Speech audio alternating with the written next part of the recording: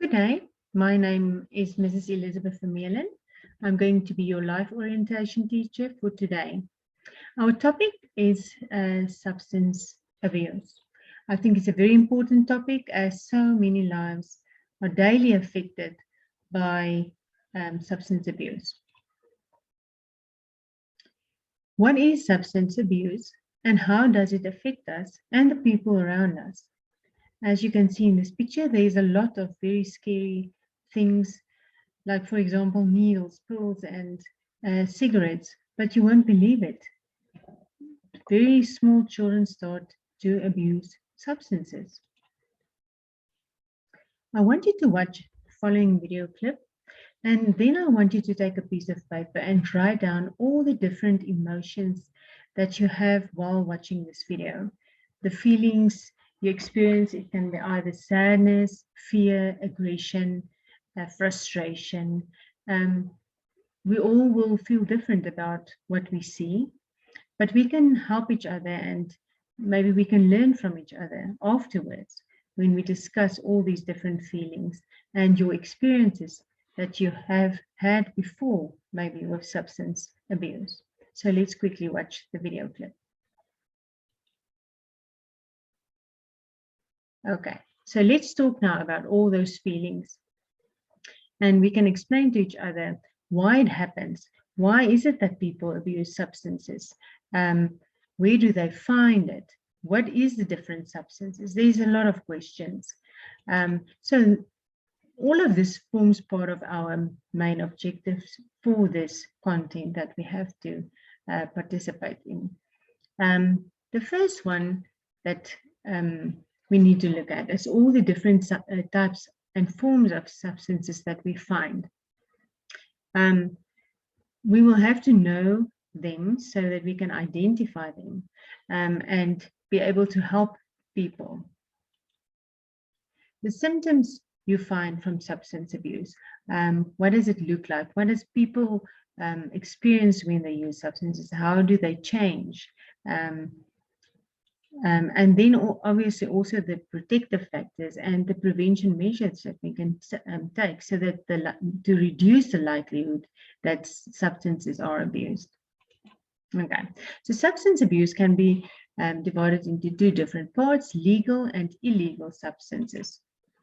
The legal substances, we know quite a lot of them, so I do not really have to go through them, but it's like caffeine and nicotine, and alcoholic drinks, beer, wine, whiskey, and then also substances like glue, paint thinners, petrol, which people sniff and then they get high on them, which is very sad because it's very harmful for your body.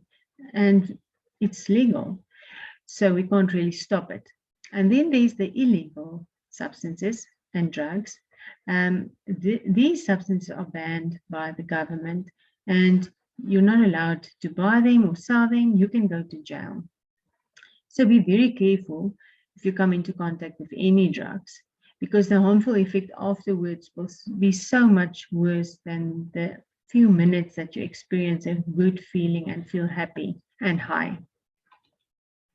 What changes occurs in people when they start to abuse substances?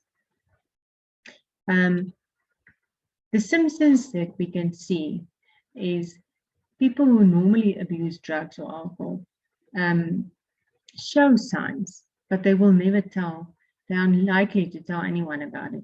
They're very secretive, and the only people that will notice these symptoms around them will be people close to them, family, friends, and people that they normally interact with, who knows them and know that there's something different about them.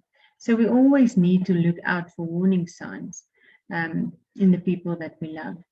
We find different symptoms. We find physical changes in people, the way they look and appear.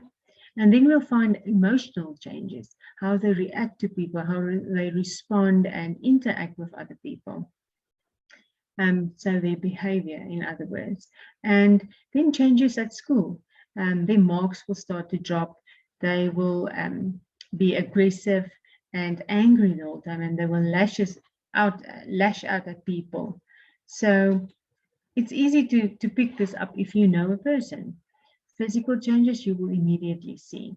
like you see weight loss, circles under the eyes, and then emotional changes, mood swings, their whole personality changes, and they have a very low self-esteem. They blame everyone around them for things that happens to them.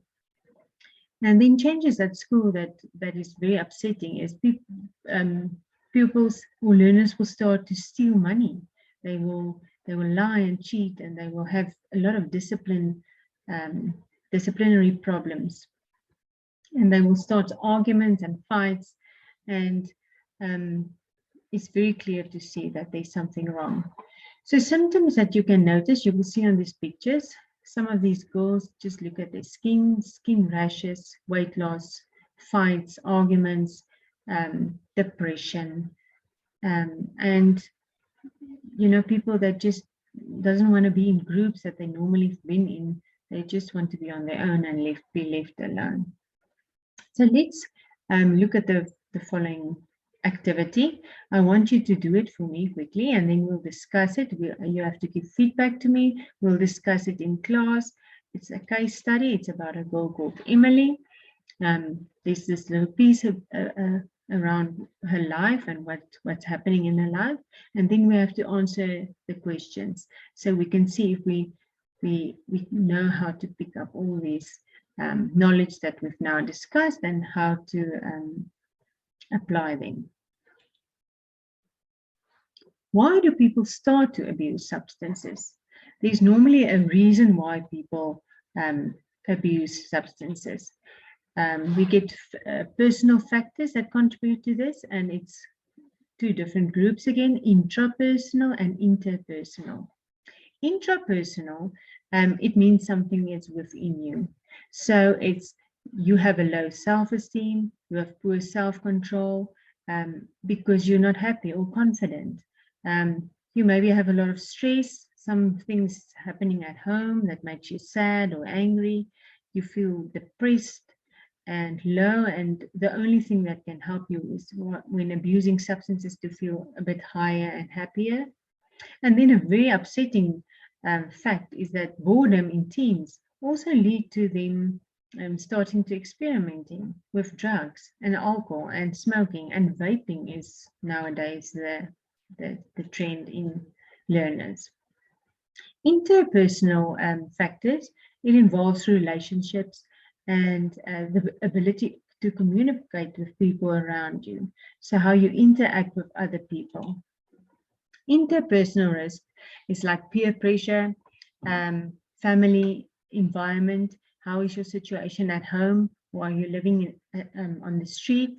Some children get abused at home, so the only way they can get out of there is by abusing substances to make them feel better.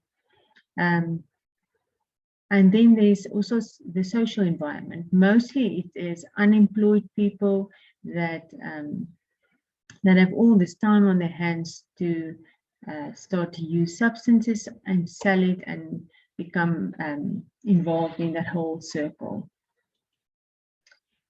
Then we have to look at protective factors and prevention measures that we can take to reduce the likelihood of substance abuse. And the best way to prevent addiction is to stop before it starts. That's easy to say, but now we have to look at how. You have to make sure that you have a positive self-image. You have to feel lucky about what you have in life. Look at the positive things in your life. Enjoy life. Enjoy what you have. There's always something good to focus on. Maybe friends. Make sure you have true friends that really care about you, and show respect and kindness to people around you. And work hard. Do well for yourself. Look after yourself. You are the best person to protect yourself from becoming a victim of substance abuse. So you are the one to look after yourself. Nobody else is going to look after you the way you can look after yourself. And I think that is something that we really have to focus on. We have to know how to treat people that wants us to abuse substances. We have to know how to say no. That is a very, very important factor that we have to look at. So let's quickly again look at the video clip that I recorded. I want to show you. It's very important, and this will help you in many ways in future with substance abuse and the knowledge on substance abuse. So let's watch the video, and then we can look at the homework and the activity that I want you to do some research on at home. Thank you.